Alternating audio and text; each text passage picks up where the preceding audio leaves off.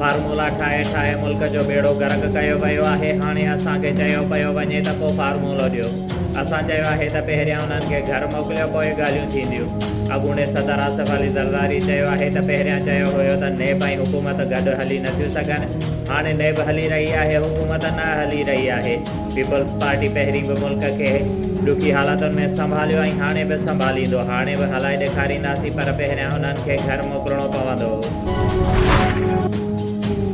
KPA ते 8 सालनि खां हुकुमरानी कंदड़ PTI खे मकानी चूंडुनि में बदतरीन शिकस्त। 17 ज़िलनि में थियल मकानी इदारनि जी चूंडुनि में JUI सभ खां वॾी जमायत तौर साम्हूं अची वई। पेशावर में PTI जो मुकमल तौर ते सफ़ायो थी वियो। गैर सरकारी नतीजनि मूजिबि सिटी मेयरशिप ते JUI जो उम्मीदवार ज़ुबैर अली खान 11,000 जी लीग खणी कामयाब थी वियो। हिन वक़्त ताईं आयल गैर सरकारी नतीजनि मूजिबि 18 तालुकनि ते JUI, 14 तालुकनि ते PTI, ANP 8 आज़ाद, 7 PMLN, 3 जमायत इस्लामी ऐं 2 तालुकनि ते कामयाबी माणी। पीपल्स पार्टी ऐं TIP हिक तालुके में कामयाबी माणे। मर्दान में बि PTI जो सफ़ायो थी वियो। 3 तालुकनि में JUI ऐं 2 तालुकनि में ANP सोभारी थी। कोहाट में बि JUI जो शेर ज़मान सिटी काउंसिल जो मेयर चूंडिजी वियो।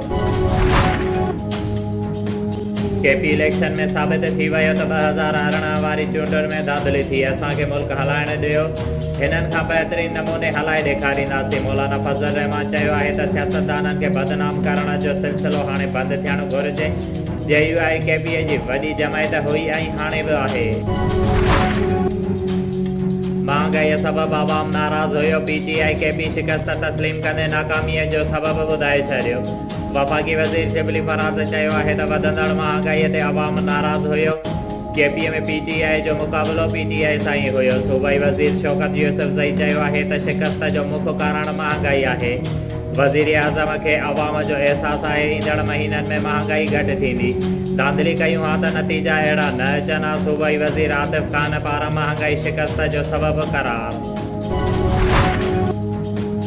तब्दीली अची न रही आहे, पर बदनामी, रुसवाई ऐं करोड़े बददुआउनि सां वञी रही आहे। नून लीग जी नायब सदर मरियम नवाज़ KP में थियल मकानी चूंडुनि में PTI जी शिकस्त ते रद्द अमल ॾींदे चयो आहे त तब्दीली 22 करोड़ अवाम खे महांगाईअ जे दुबनि में फासाए हर शोबे में नाकामी खणी वापसि वञी रही आहे।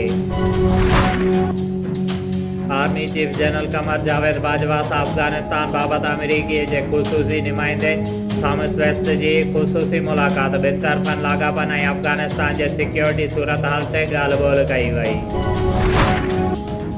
वज़ीर आज़म जो नाणे बाबति सलाहकार शौकत तरीन KP मां सेनेटर चूंडिजी वियो। शौकत तरीन खे 87 वोट मिलिया, 4 वोट रद्द थिया, 5 MPs वोट कास्ट करे न सघिया। ANP ऐं JUI जे उम्मीदवारनि खे 13 वोट मिलिया। सेनेटर चूंडजण बैदि शौकत तरीन चयो आहे त मईशत जी बहितरीअ सां ई महांगाई घटि थी सघे थी। महांगाई रुगो पाकिस्तान न पर समूरी दुनिया में आहे। अॻूणे सदर आसिफ अली ज़रदारी चयो आहे त असां पहिरें ॾींहुं ई चयो हुयो त नेब हलंदी या हुकूमत। हाणे ही नेब हलाइनि या हुकूमत। सिर्फ़ PP अवाम जे मसइलनि खां वाक़िफ़ आहे, अहिड़ो इज़हार हुन नवाबशाह में MPA चौधरी तारिक मसूद आराई पारां संदन मान में ॾिनल मांझांदी वारी तक़रीब में कारकुननि खे ख़िताब दौरान कयो। हुन चयो त शहीद बीबी चवंदी हुई, असां माण्हुनि जे घरनि जा चुल्हा ॿारींदासीं, उजाइण असांजो कमु न आहे।